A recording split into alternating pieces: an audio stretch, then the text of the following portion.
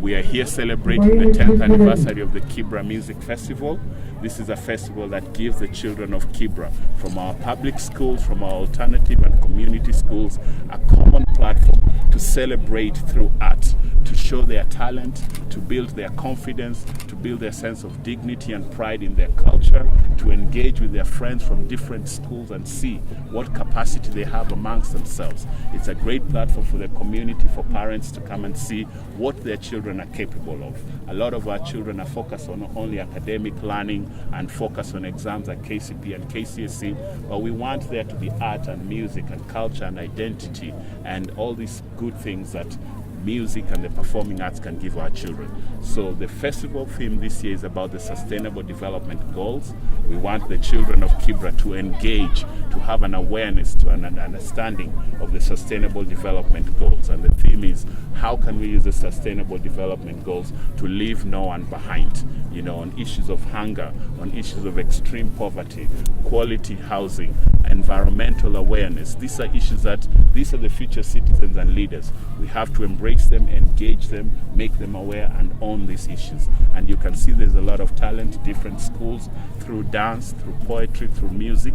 They're able to interpret the issues of the Sustainable Development Goals as they understand it and to bring it to life on stage.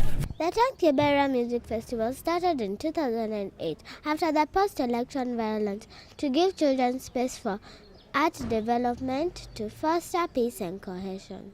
We started with a vision 2008, right after the post-election violence, to give the children a space for art therapy, music therapy, to engage as a community and reflect on the experiences they had done there on issues of cohesion, reconciliation, and just processing that painful issue from 2008.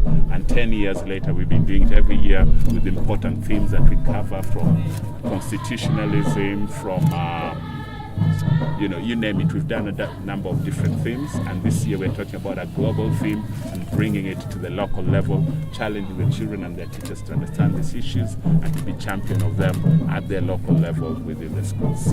This year's festival focused on the Sustainable Development Goals with the theme Leave No One Behind, by involving children to understand their goals. It's a lovely way to spend the weekend.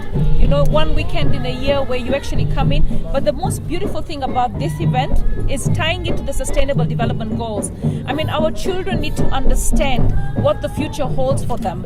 And what the future holds for them is a country that is committed to the Sustainable Development Goals within its own agenda. We have Vision 2030, but the Sustainable Development Goals are the goals that the world has put together if we want to make sure that we eradicate poverty. We had the Millennium Development Goals, we made some blunders, and we really need to make sure that it's in the children's faces, it's in the parents' faces. They need to understand, what does it mean to them? What does no poverty, no hunger, gender equality, access to medical, saving the environment. There's so many issues, and tying the entertainment and the festivities to a message that actually communicates what the kind of world we want to live in.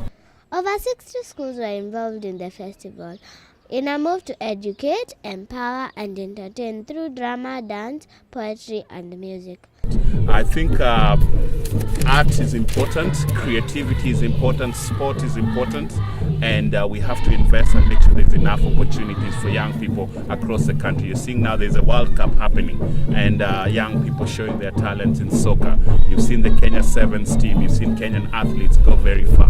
Kibera is a home of talents in music. You've seen people like Octopizzo, do very well, and he's not the only one. In comedy, you've seen people like Eric Omondi from Kibera come out and do very well. So we want to encourage the young people of Kibera to tell them there's paths to succeed through participation in media, culture, entertainment, sports, and those are valid ways to go. We had Victor Wanyama coming here to do a mentorship and training for our young people.